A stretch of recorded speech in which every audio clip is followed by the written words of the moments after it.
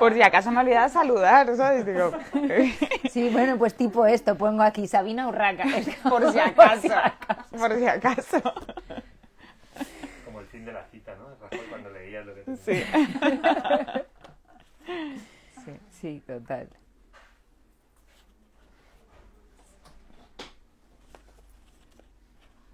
Pues buenas tardes, estamos ya en directo aquí en la librería Rafael Alberti. Bueno, veo muchísima gente conectándose una tarde más. Muchísimas gracias Sabina Urraca y Violeta Gil por estar aquí esta tarde acompañándonos y para presentar un nuevo libro de Sabina Urraca, que no es verdad que escriba tampoco. Es verdad que han pasado ya unos años desde las niñas, ¿cómo se llama? Se me ha ido. Las niñas prodigio. Las niñas prodigio. Pero bueno, tenemos aquí en Lengua de Trapo una nueva colección, Episodios Nacionales, un nuevo proyecto interesantísimo del cual nos va a hablar Sabina. Y ella es la primera, inicia esta serie de pequeños episodios alrededor de la vida reciente en España. Soñó con la chica que robaba un caballo. Así que vamos a presentar este libro. Muchas gracias a todos los que os estáis uniendo. Muchas gracias, os veo ahí estupendas. Y gracias Violeta. Violeta Gil también acaba de también sacar un nuevo poemario, bueno, su primer poemario. Violeta Gil es actriz, ¿no? Es creadora teatral. Bueno, luego lo explicarás tú también. Y este es su primer libro de poemas. Antes que tiréis mis cosas, acaba de salir. Sí. Muchísimas gracias, Violeta, por venir aquí. Has pasado 2 años en Iowa y este libro parece ser que tiene que ver con esta experiencia. Sí, justo. Bueno, pues aquí estamos. Muy bien. Empezamos. Fenomenal. Pues explico un poco de qué va la colección, quizás. Súper. Bueno, sí, yo iba a hacer como la típica pequeña presentación. No, presenta tú Vale, y yo... presento y luego lo retomas. Sí. Venga, súper. Que me he hecho mis tarjetitas para algo. Bueno, muchas gracias por invitarme, me hace mucha ilusión presentar. Gracias a ti por venir. Tu libro. Sabina Urraca es periodista, es especialista en artículos de inmersión. Sabina Urraca es escritora.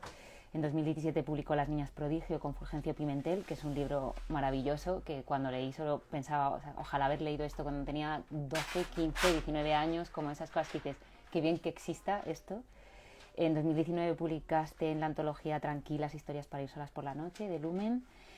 Colabora con diferentes artistas y ahora ha recibido la beca para irse a estudiar el máster de escritura creativa de la Universidad de Iowa, que empezarás a disfrutar en agosto. Esperemos. Esperemos. Y nada, y publicas Soñó con la chica que robaba un caballo, que forma parte de estos episodios nacionales de Lengua de Trapo, que sí, bueno, que tú lo sabes mejor.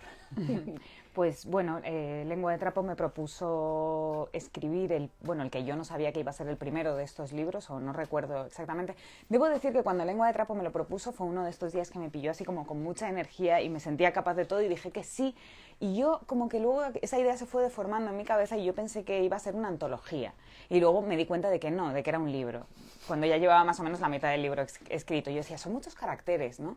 Y seguía escribiendo y de pronto alguien me dijo, no, creo que son libros, creo que son los episodios nacionales. Y dije, son los episodios nacionales. O sea, yo tardé un poco en aterrizar la idea y ya llevaba medio libro escrito cuando me di cuenta de que eran, en efecto, episodios nacionales, un poco emulando los episodios nacionales de Galdós, pero con sucesos más actuales.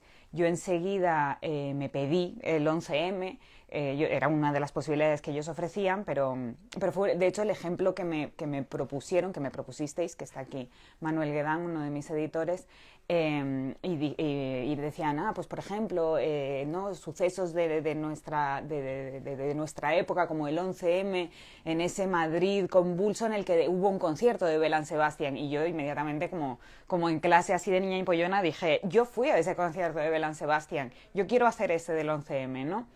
Y en efecto, bueno, pues me dieron el 11M y esto es lo que ha resultado. Soñó con la chica que robaba un caballo. Y eso es. Y eso es. Súper. Bueno, esto es, no sé, es una novela de muchas cosas. Es una novela del 11M, evidentemente, pero es una novela de amistad, de amor, de deseo, de memorias. es como un rito de paso, ¿no? Y también sobre la enfermedad mental, que hemos estado hablando de que es un tema que nos interesaba mucho a ambas. Es también una novela sobre política, o sea, creo que engloba muchas cosas y es sobre todo una novela como generación, ¿no? Que me hablabas, una de las razones por las que te apetecía tener la charla juntas era porque pertenecemos a la misma generación y muchas de estas cosas las hemos ido aprendiendo juntas, ¿no? Entonces, no sé, bueno, creo que eso se habla de muchas no sé, manifestaciones y cosas muy concretas que pasaron ese día, pero también de toda esa intrahistoria, que también al final es lo que, ¿no? La marca que te deja el 11M no es solo lo que pasó ese día, que es muy gordo, sino todo lo que está alrededor, ¿no? Como, no sé si nos puedes hablar un poco de cómo no sé, cómo te enfrentas tú a trabajar algo que sabes que es eso, muy gordo a nivel político, social, global, pero también que afecta de maneras muy distintas y muy íntimas a toda la gente que lo vive, ¿no?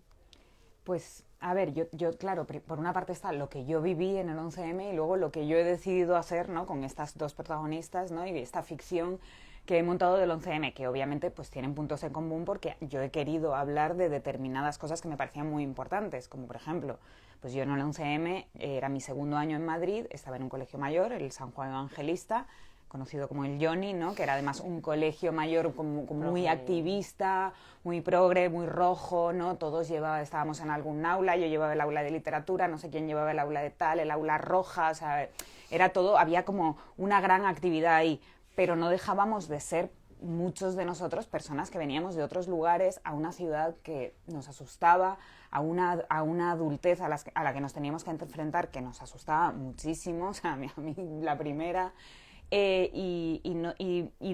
creo que detrás de todo este activismo y de toda esta fingida seguridad que parecíamos tener o que fingíamos, no sé qué parecía desde fuera, estábamos muy asustados y muy desorientados. Yo recuerdo mucha desorientación. Y de alguna manera quise tomar esa desorientación y llevarla al libro, ¿no? El recuerdo que yo tengo de esa desorientación que yo muchas veces no mostraba, ¿no? Sí. Que iba por debajo.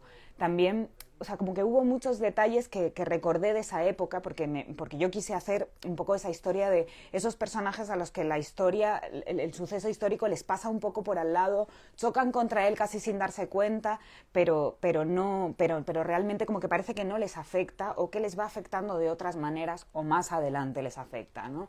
Yo sí que estuve en las manifestaciones, o sea, sí que recuerdo mucha furia. Esto es fuerte porque yo recuerdo como mucha furia, o sea, recuerdo mucha rabia contra el PP, o sea, recuerdo gritar mucho, recuerdo mucho enfado, pero, y esto es duro decirlo, sí que recuerdo sentir un poco lo que siente la protagonista, esa sensación de que, o sea, para mí en aquel momento Atocha no era ningún lugar conocido. Claro. O sea, yo me había criado en Tenerife, además yo era una persona que no había venido a Madrid hasta el día que llegó a estudiar la carrera a Madrid, ni de visita, ni a visitarlo previamente, ni un día a pasear por la Gran Vía. O sea, nunca jamás había estado en Madrid hasta el día que llegué a estudiar.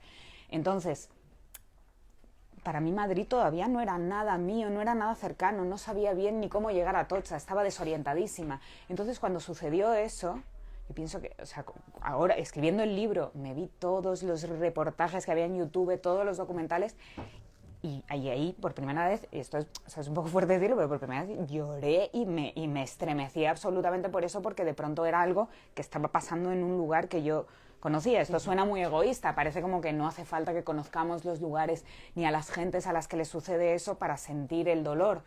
Pero es verdad que cuando tienes 19 años eres tremendamente egoísta y estás en otra historia y te importan muchísimas otras cosas más que alguien a quien no conoces, un lugar que en realidad no sabes muy bien cómo se llega ahí. Y luego más adelante, obviamente, a lo largo de la vida me han ido cayendo esas fichas y me he ido dando cuenta de qué fue lo que pasó ese día, ¿no? Pero yo en el libro como que quise tomar esa parte de desorientación, desencanto, ¿no? Darle todo eso a mis protagonistas y sobre todo, o sea, este tema, me llamaba la atención esta idea del sentir mal. Estoy sintiendo mal esto, ¿no? Que dice tanto la protagonista, ¿por qué siento mal, no?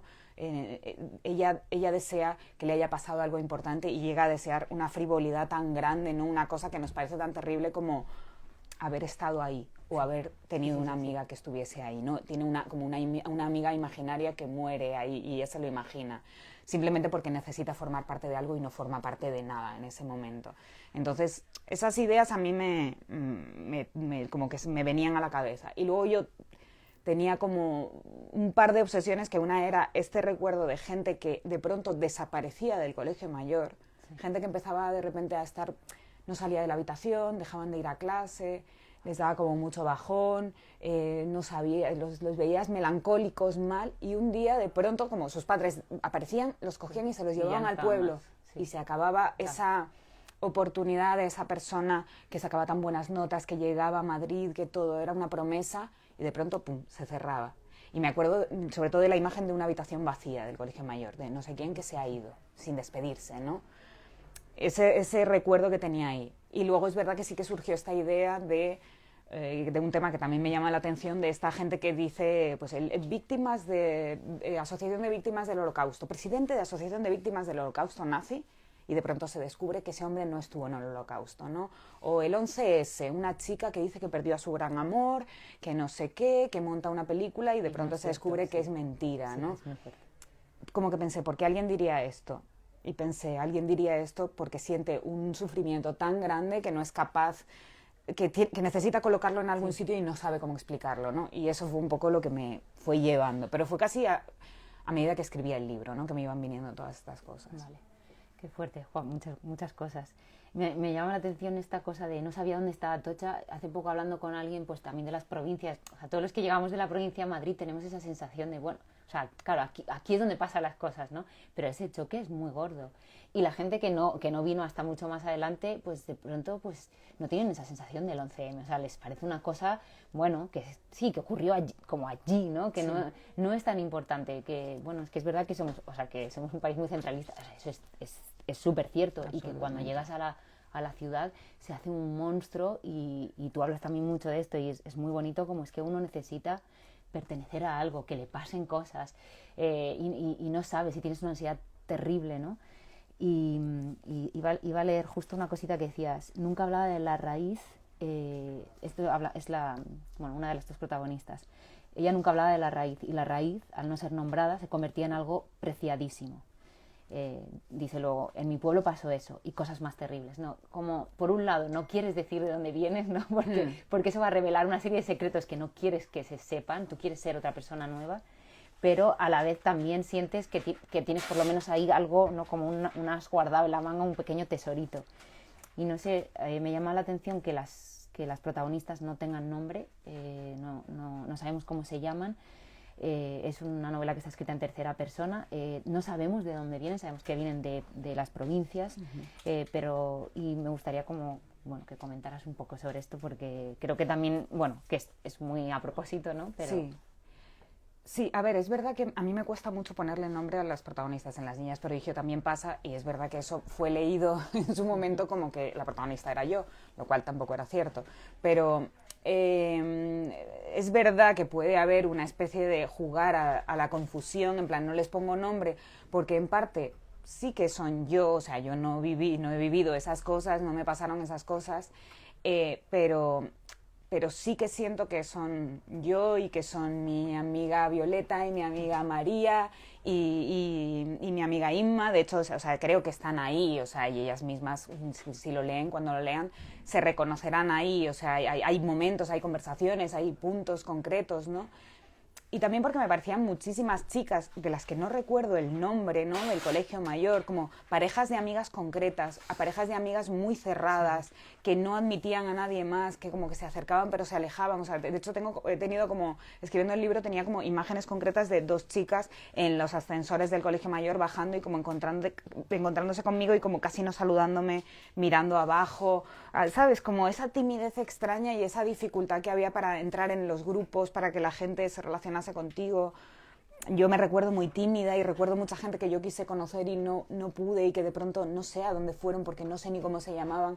Entonces sí que empecé a escribir, y en un momento dado sí que les iba a poner nombre, un poquito más adelante del inicio, de hecho tuvieron nombre en un momento, y dije, no les voy a poner nombre, ¿no? Para mí van a ser como estas dos chicas que podrían ser cualquiera. ¿no? Sí, tengo esas imágenes súper claras de cuando llegas a la universidad y ves y te parece que ya está todo claro. Sí. Ellos están igual de nerviosos que tú y tampoco tienen ni idea de nada, pero tu visión desde fuera es como, hostia, pero ¿por qué son tan guapos y tan listos y tienen tantos amigos y por qué yo no puedo ser parte de eso, ¿no? Sí, sí. Que también hay un momento súper bonito y que me sentía muy, muy cercana, en el que hablabas de ella, como casi toda la gente triste de su edad, había deseado un trío desde que había visto Soñadores de Bertolucci. Sí, bueno, esto de hecho es muy fuerte porque me acabo de dar cuenta cuando lo lees, porque ahora mismo te iba a decir, es curioso porque esta idea del desear como lo que tienen otros y ver que otros tienen una unión especial es algo que está en el prólogo que escribí para La Tristura, para el libro de La Tristura, que no ha salido, pero supongo que saldrá en algún momento. Pero que es una cosa de un poco de esa época, bueno, es un poco posterior, pero que yo recordaba veros a vosotros, a La Tristura, en plan, no los conozco, no me atrevería a hablar con ellos, pero son fantásticos, es increíble, y es verdad que lo de Soñadores, pero me acabo de dar cuenta ahora, está ahí porque es verdad que cuando hablamos de ese prólogo vosotros mencionabais Soñadores, ¿no? Y bueno, es que es una cosa generacional, ¿no? Es ese espíritu, ¿no? De como dramático y querer vivir intensidad y querer vivir unión con los demás, ¿no? O sea que... Sí. Y luego no atreverse a decirlo muchas veces, ¿no? Porque Sí. tienes mucho miedo del juicio de los demás. A mí hay un momento como que me estremecía mucho pensando en una de ellas que bueno, pues que ama a esta otra persona, que quiere ser ella, que no entiende por qué hace lo que hace, ¿no? Y la mira todo el rato desde la distancia y solo se atreve a meterse en su cama cuando ya es de noche y la otra ya está como, bueno, muy borracha o muy en otro mundo, lo que sea, ¿no? Y que nunca se atrevería a decirle pues las citas de sus canciones favoritas por terror a que se ría, ¿no? Es un momento como de, bueno, sí, de terror y de que es muy difícil formar la personalidad. O sea, damos por hecho tantas cosas cuando estamos creciendo y como no, realmente es que, o sea, ¿quiénes somos y cómo podemos relacionarnos con el mundo? Sí. A mí me provoca mucha impotencia, o sea, me ha provocado mucha impotencia porque es verdad que no había vuelto así con tanta profundidad a repensar esa época y escribiendo el libro decía, Dios mío, o sea, nos creíamos tan mayores y éramos diminutos, o sea, como una torpeza de cachorros terrible. O sea, yo siento que no sabía expresarme a esa edad, ¿no? Y yo me creía que hablaba muy bien y que tenía mucha labia y que le contaba a cualquier persona cualquier historia. Pero me doy cuenta que no sabía comunicar un montón de cosas y un poco, o sea, y esto también se lo decía ya a Marta García en la entrevista de la SER que hemos estado hablando ahora, que para mí es como si hubiese tomado esa parte, ¿no?, del personaje que era yo en esa época y la hubiese potenciado en este personaje protagonista principal y también en la otra, ¿no? Porque al final también se descubre que la otra tampoco ha podido comunicar un montón de cosas, quizá incluso menos. Mucho menos, sí, no ha podido tener la vida que uno imaginaba que iba a tener, ¿no? Como todas esas potencialidades increíbles y espectaculares que luego pues no existían, ¿no? Que esto se une bastante con, creo que desde muy al principio dices, tiene casi 40 años, todavía no, como es que tú y yo estamos también ahí como justo a punto de cumplir 40 años y siempre parece que da mucha... Yo digo que tengo 40, es todo el rato, lo digo porque me parece que es mejor. No tienes 40. Lo digo todo eso, o sea, eso lo he puesto porque lo digo de verdad yo, sí, eso es lo único que es mío, absolutamente. Pero hay algo de eso, de decirlo, que también es un poco de dar cuenta de las cosas, o sea, ya no somos jóvenes, o sea, ya no somos jóvenes y ya hemos podido comprender muchas cosas y creo que este libro tiene algo de eso también, de vale, en el momento en el que lo vivís, o sea, solo estaba viviéndolo, no podía pensarlo, ¿no? Sí. Y ahora ya tengo una edad en la que tengo que dar cuenta de lo que hice y de lo que estoy haciendo ahora con eso, ¿no? Que, joder, nos criamos como, o sea, llegamos a la ciudad con una cosa tan fuerte como esa, nos tocó la crisis de lleno y hemos hecho lo que hemos podido, hemos sobrevivido como hemos podido, hemos conseguido trabajos precarios, hemos tenido amistades fuertes que nos han acompañado, pero otras amistades que han desaparecido, o sea, que han sido esos cuartos vacíos del colegio mayor, ¿no? Y aquí seguimos, no estamos aquí hoy. Sí, ¿Qué ha pasado, no? ¿Qué hemos hecho? Sí, a ver, yo, o sea, también me doy cuenta de que a este personaje, y esto era un poco raro, y suena un poco, esto es un poco extraño, pero como que hubo un momento cuando la coloqué ya casi yendo a cumplir los 40, trabajando en una especie de productora que no le gusta, con gente que le encarga trabajos que no le gustan, y me di cuenta de que en realidad estaba poniendo a ese personaje a vivir una versión de vida que podría haber sido la mía en un momento, porque yo en un momento trabajé en productoras de televisión que odiaba, porque yo no veo la televisión, nunca la he visto, y fingía que la veía simplemente para seguir en ese mundo. y vivía precariamente y lo pasaba muy mal porque no hacía un trabajo que me gustase. Y eso, pues yo qué sé, cambió porque tuve suerte y yo qué sé, de pronto surgieron otras cosas en la vida, pero podría haber sido yo ese personaje en ese sentido, ¿no? En el sentido de la precariedad extrema, de un trabajo del que nunca sabes a qué hora vas a salir, ¿no? Ahora es otra cosa, ahora es que estoy siempre dentro del trabajo, pero me gusta, así que tampoco importa tanto. Pero sí que es como, vale, esto podría haber sucedido así, en este sentido, no sé. Bueno, o sea, no sé cuánta gente tenemos alrededor que está metida en situaciones que no entiende, que no desea. O sea, a mí me llama la atención que sea tanta gente de nuestra edad que todavía no sabe lo que quiere hacer con su vida.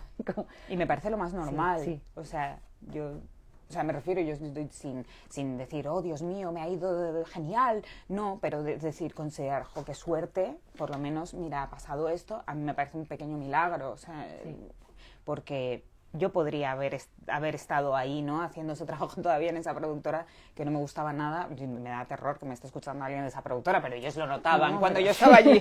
Todo el mundo lo sabía. No pasa nada, pero bueno, no sé. O sea, que sí que me parecía importante narrar esa historia, como esa especie de historia paralela que me podía haber sucedido. Como podría haber sido también una historia paralela a mi vida, la del otro personaje, perfectamente. O sea... Yo también tuve un momento de bajón absoluto en mi segundo año en Madrid, de hecho poco después del 11M, y empecé a ir al psicólogo cuando ir al psicólogo era una cosa, ¿no? Ahora, el otro día hablaba con Rocío Bardají, que también participa en la colección con el libro del 15M, y hablábamos de la normalización de los adolescentes, que tienen ahora los adolescentes, del tema de la enfermedad mental, de ir al psicólogo, de voy a terapia, de estoy deprimido, de tengo un ataque de ansiedad. Yo la primera vez que me dio un ataque de ansiedad, poco después del 11M, yo es que pensaba que me estaba dando un infarto. Yo creo que si fuese un adolescente de hoy en día entendería, diría qué horror esto, pero entiendo que es un ataque de pánico, ¿no? Entonces... Bueno, o sea, por eso digo, yo podría, o sea, cualquiera y yo misma podríamos haber sido cualquiera de estos dos personajes. Sí, bueno, o sea, que fue ayer, ¿no? Ayer cuando a Rejón le gritaron vete al médico. Exacto, o sea, que no está tan claro. No está tan claro, supongo que está normalizado en ciertos círculos, en ciertos ámbitos de gente, ¿no? Pero que sí que Rocío hablaba, ¿no? Pues que eso, que lo veía mucho entre los adolescentes, entre determinados adolescentes, ¿no? Que tenían esto normalizado. De hecho, sí que había apuntado justo como la otra novela posible, la de la otra amiga, la que se vuelve al pueblo y se queda ahí encerrada y que vas a visitar su cuarto y sigue siendo ese cuarto de adolescencia que no ha cambiado absolutamente nada. Me da un poco de impacto porque, bueno, esto son intimidades, pero el cuarto de mi hermano sigue siendo exactamente el mismo cuarto de cuando éramos pequeños y sigue teniendo una cama de 90 y es una cosa que yo cada vez que voy ahí no puedo como asumir como esto ocurre y esto es más común de lo que creemos, ¿no? Sí, a mí me estremece mucho eso, ¿no? A mí me da mucho miedo. Reconozco que a mí me daba ya mucho miedo cuando, y esto está en algún punto, la gente que seguía estando tan atada a su pueblo, a su lugar de procedencia, la gente que seguía diciendo y que siguen diciendo hoy en día, voy a casa en Semana Santa, y es como ya teníamos 28 años y había gente que decía, me voy a casa en Semana Santa, y eso me irritaba muchísimo. ¿Cómo que a casa? ¿Vas a casa en Semana Santa? Y yo, mi casa es Madrid. Recuerdo como decir burradas así, ¿no? Pero no porque tuviese ningún problema con mi casa, es porque, o sea, con la casa de mis padres, ya porque ya era la casa de mis padres, ¿no? Y mi casa, yo había hecho todo el esfuerzo, porque a mí me costó muchísimo y me daba la sensación de que a la gente no le costaba nada, ¿no? Que la gente venía a Madrid y era feliz y todo era maravilloso y todas las promesas y todo. Y yo llegué a Madrid y me acuerdo que lo primero que pensé, y lo siento de verdad Madrid por esto, pero me acuerdo que lo primero que, o sea, recuerdo llorar en el pasillo del San Juan Evangelista y decir, es horrible, es una ciudad súper fea, es feísima, ¿sabes? Hablando por mi primer teléfono móvil con una amiga mía. Me acuerdo que, claro, yo era canaria, yo llegaba y no tenía ni idea de nada. Y le decía, hay gente que estudia una cosa que se llama ingeniería de montes, pero no hay montes. Porque yo vivía en absoluto, o sea, sin darme cuenta de que vivía así, yo vivía en un gran contacto con la naturaleza, ¿no? El monte, la playa, o sea, yo iba al instituto y podía encontrar una gallina en mi calle. Y era una ciudad, no era un pueblo, ¿no? O sea, Canarias es muy... Está todo como muy, muy cerca, la naturaleza. Entonces, para mí llegar aquí, descubrir la belleza de Madrid... Para mí es una cosa, ¿no? Entonces, para mí esta novela sucede en ese Madrid horroroso que yo vi al principio. Y de personas que quieren, por un lado, ser súper adultas, pero que en el fondo, bueno, eso, siguen diciendo que se van a casa y siguen teniendo un problema para asumir la adultez muy gordo. Como creo que, creo que ha pasado mucho en nuestra generación. También hay un momento que dice, somos la primera generación que como que se podía ser un desastre, ¿no? Como estaba permitido. Sí, la primera generación legitimada para ser un desastre, porque había un lugar de pronto que se llamaba adolescencia, que era como un paraíso de relax, claro, que puede llegar hasta hoy mismo. Hay gente que está ahí, ¿no? Y sí, absoluto. Por eso metí como un personaje, o sea, como no un personaje, pero digo como la postadolescencia, como eso que es una palabra que suena como algo importante y no a un treintañero con barba dormido encima de una Play, yo no sé cómo lo puse, pero para mí es un poco eso. Y conozco a muchos postadolescentes. Alguna vez siento eso todavía en mí un poco, pero siento que ya estoy saliendo. Estabas intentando salir de ahí, ¿no? Sí. Yo también me reconozco en eso, como que me creo que lo miro con distancia, que yo sí he crecido, que yo sí he tomado mis responsabilidades, y luego me veo comprando una bolsa de fritos, ¿sabes? Y comiendo. Son muy importantes. Pero que en tu caso son los goblins, en el mío siempre eran los fritos. No, a mí los goblins en realidad, de hecho, ayer me dijeron, son goblins, no goblins. Y yo, ¿pero por qué no me lo dijisteis antes? Hostia, es que si os habíais leído el manuscrito. No sé muy bien ni cómo son los goblins, yo soy de Risquetos. Ah, vale, sí. Bueno, esos son mejor todavía, que te dejan como la marca naranja y todo. No sé, bueno, eso, como ahí hablábamos de este personaje que de alguna manera el 11M como que hace que el brote sea más claro, ¿no? De pasar de estar como con una vida súper activa y bueno, un poco violenta, a de pronto como desaparecer y a tener que llegar a decir cosas tan fuertes como es que yo estaba ahí, esto es lo que me pasó. Que, bueno, cuando me hiciste la invitación, es verdad que a mí me dio impacto porque yo sí perdí a una amiga en los trenes y, claro, mi sensación física de todos esos días, yo no pude ir a la manifestación porque estaba en el tanatorio y también recuerdo una confusión tremenda, pero como muy diferente. Y sí que hubo muchos momentos de estar leyendo como con el corazón en la mano pero también con un placer muy grande de ver esa, ¿no? Como toda esa otra cara de, claro, es que esto es lo que ella habría vivido si no se hubiera dado esa circunstancia, ¿no? Y ese personaje que necesita decir que estaba allí, porque en efecto a veces ¿no? como los dolores personales son muy difíciles de colocar, de darles nombre, de darles forma, y si tenemos algo muy grande a lo que podemos acogernos, entonces es como, vale, sí, entonces sí.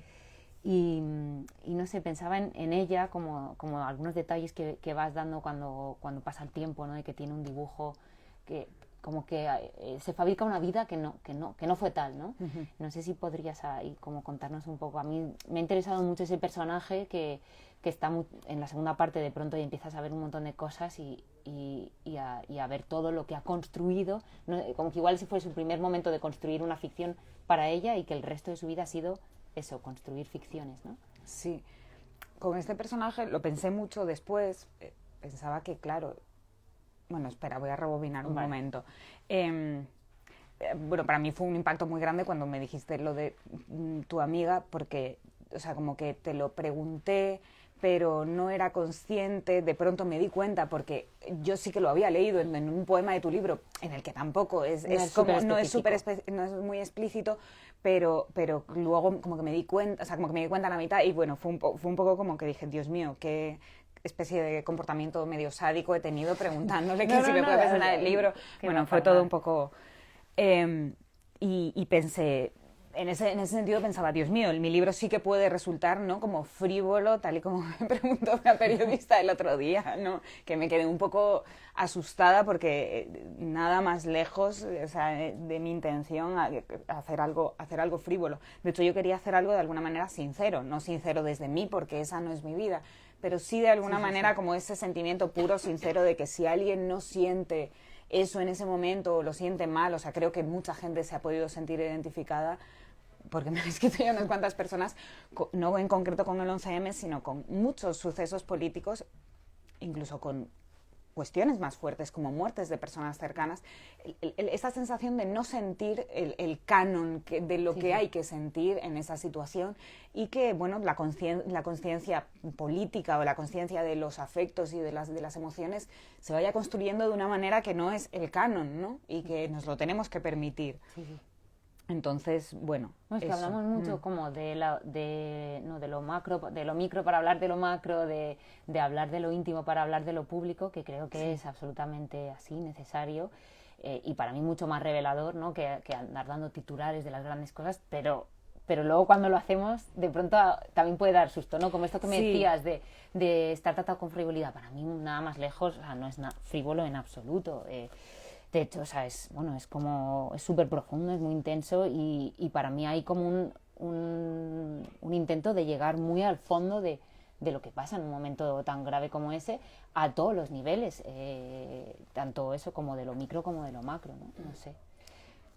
No sé si hay ninguna pregunta en esto que estoy diciendo. Sí, no, pero bueno, o sea, que sí que es verdad que para mí ha sido importante escribir este libro porque he recordado esa época, y también porque para mí es muy importante, y bueno, en otra antología en la que participo, que también presentamos aquí, por cierto, que es La Errabunda, cada uno hablaba de una ciudad y a mí me dieron Madrid, ¿no?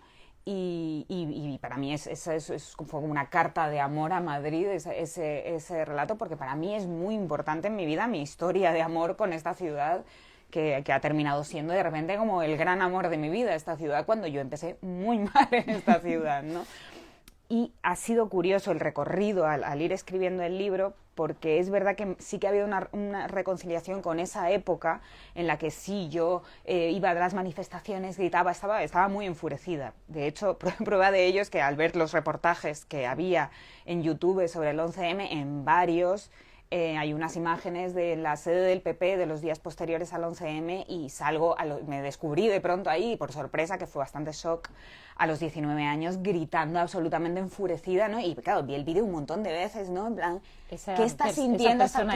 ¿Qué está pasando, no? Sí. ¿Quién es esta persona? Como que la miraba, porque claro, yo casi no tengo vídeos de esa época, no había o sea, a los 3 años llegaron como las cámaras digitales y ya la gente las empezó a tener, pero de esa época no tengo vídeos. Y tampoco muchas fotos, y de pronto descubrirme en movimiento en medio de todo eso, era como, ¿qué estaba sintiendo esa persona?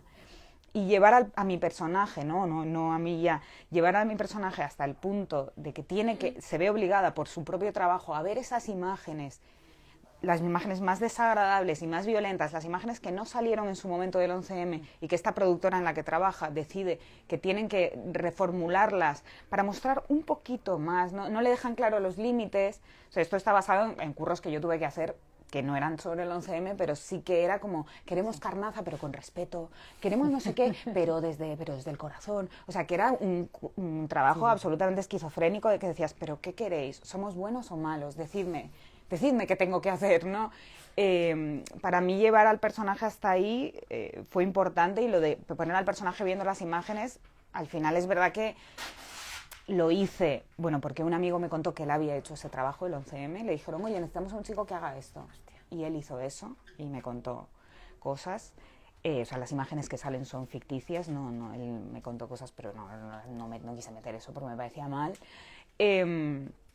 Pero sí que vi muchos reportajes del 11M, y en un momento dado, por fin, a los 37 años, ¿no? Viendo eso, como que sentí el dolor de, Dios mío, o sea, de repente me llegó, pero de verdad como, esto está pasando aquí, o sea, esto es en mi casa, esto es en Atocha. Luego yo he vivido muchísimos años al lado de Atocha, he ido todos los días a coger el tren a Atocha, he ido a recibir a gente, a despedir a gente, o sea, de pronto, pues eso, con todo ese egoísmo adolescente, ¿no? Es como, ay, Dios mío, que esto es en mi ciudad que tanto amo ahora, ¿no? Y me pasó escribiendo el libro, que por primera vez lloré, o sea, no, pues de hecho, mis navidades y mi nochevieja fueron escribiendo este libro, fueron horribles, porque estaba absolutamente, como, no sé, estaba como traumatizada por el 11M muchísimos años después de pronto, ¿no? Que suena un poco raro, pero es que de pronto lo volví a vivir todo. Y fue curioso este proceso. Es que se nota que está atravesado, o sea, sí, como que atraviesa mucho. Y todo esto que dices me parece, o sea, como que de alguna manera creo que se siente al leerlo. Bueno, yo no sé no sé cómo vamos de hora. Tenemos un rato todavía, ¿no? ¿O cómo? Bueno, sí, 5 o 6 minutos. Vale, que no sé si quieres leer un trozo o no te apetece. ¿Hay preguntas? ¿Hay alguna pregunta? Vale. Sí. Yo así, solo como la última cosa que quería comentar, que el otro día te dije, me ha hecho pensar mucho en Lorrie Moore, y me dijiste, joder, qué fuerte, porque sí Bueno, que... me parece increíble Y no es y claro, además, sí, pues fue una sensación además muy etérea, porque no hay nada concreto, No. pero algo como no sé, como el tipo de mirada, de distanciarte mucho, pero a la vez también acercarte, de ser, bueno, como un tipo también de inteligencia y de... Es como ser un poquitito mala. Un poquito. Que tiene Lorrie Moore. Eso sí que, o sea, es que estaba leyendo a Lorrie Moore y dije, esta energía que me está dando esta mujer, o sea, este libro lo voy a escribir, aquí en un mes lo voy a escribir rápidamente porque lo tengo que entregar. Y sí, fue, o sea, pero bueno, me sorprendió, vamos, gratamente, en plan, madre mía, ya me gustaría, ¿no? Parecerme un poco a ella. Pero sí que es verdad que había ahí algo incisivo tipo Lorrie Moore que intenté meter un poco. ¿Y hay alguien más así? Es lo que más curiosidad siempre me da, como qué gente te inspira, qué gente estás leyendo ahora, o que, no sé, algo, una o dos cosas, no sé. Leo sobre todo novedades porque me mandan todo el rato novedades. Leo y releo todo el rato, o sea, Lorrie Moore, Lorrie Moore no la descubrí hace tanto tiempo, o sea, en realidad sí que me había leído un libro suyo hace un par de años, pero como que me he leído sus relatos hace poco.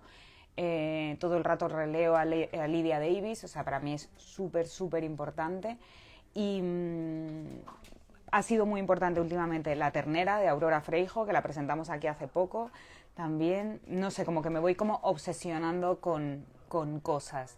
De pronto ayer y hoy, entre ayer y hoy me he leído Tienes que mirar, de Anna Starobinets, que me ha parecido importante, y de pronto he pensado como en la idea de libro como documento necesario, ¿no? Como que de pronto he pensado, uy, es como todo lo contrario de esto, ¿no? Esto no es un documento, es como una novela o sea, sacada de una situación histórica, y el libro de Anna Starobinets es como, sí, es una novela, pero es como, qué importante es este documento, qué importante es que exista este libro.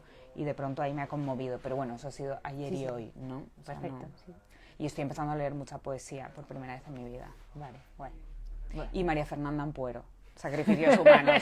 Es que María Fernanda Ampuero, o sea, me ha vuelto loca con Sacrificios Humanos. O sea, no sé, me interesa mucho la crueldad, y sí, me interesa mucho la crueldad, cada vez más, creo. Que es la única manera posible de contar cosas ahora mismo, no sé. Sí, puede ser. Pues no sé si ¿Hay nos alguna lanzan pregunta? preguntas. Sí, ha habido aquí, bueno, unas conversaciones así como en paralelo sobre tipos de snacks o sea, que ha dado bastante Sí. este dato, ¿no? Pero más allá de esto, dice Cherry Laws, dice, ahora que Madrid ha cambiado tanto, ¿crees que tu percepción y sentimientos hacia la ciudad también han cambiado?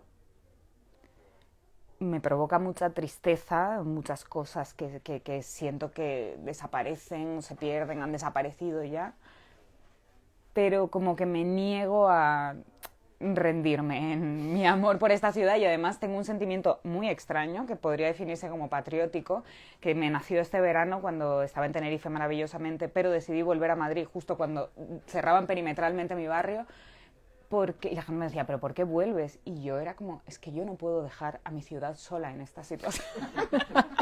O sea, esa es mi onda mental con Madrid, es un poco peligrosa y rara, pero sí que siento eso, ¿no? Como que, o pienso, ¿cómo me voy a ir a Estados Unidos, ¿no? Y dejando así a mi ciudad. O sea, yo tengo ese sentimiento así de llorar y de... Te has convertido en auténtica madrileña. Porque Absolutamente. realmente ese es el espíritu de los madrileños. Ninguno somos de aquí, pero... De hecho, me he visto de chulapa, todos los San Isidro. Matamos por Madrid, ¿no? Sí, absolutamente. Sí, yo no sé. Yo escucho, o sea, yo sí cuando he vivido fuera escucho O sea, escucho cuplés, me gusta el chotis, o sea, sé bailarlo un poco. Me interesa mucho, por alguna razón. Al final me ha atrapado esta ciudad, sí. María Cuadrat escribía, no sé si a lo mejor la pregunta ya ha sido respondida, porque fue un poco al principio de la conversación. ¿Qué te inspiró a crear este libro?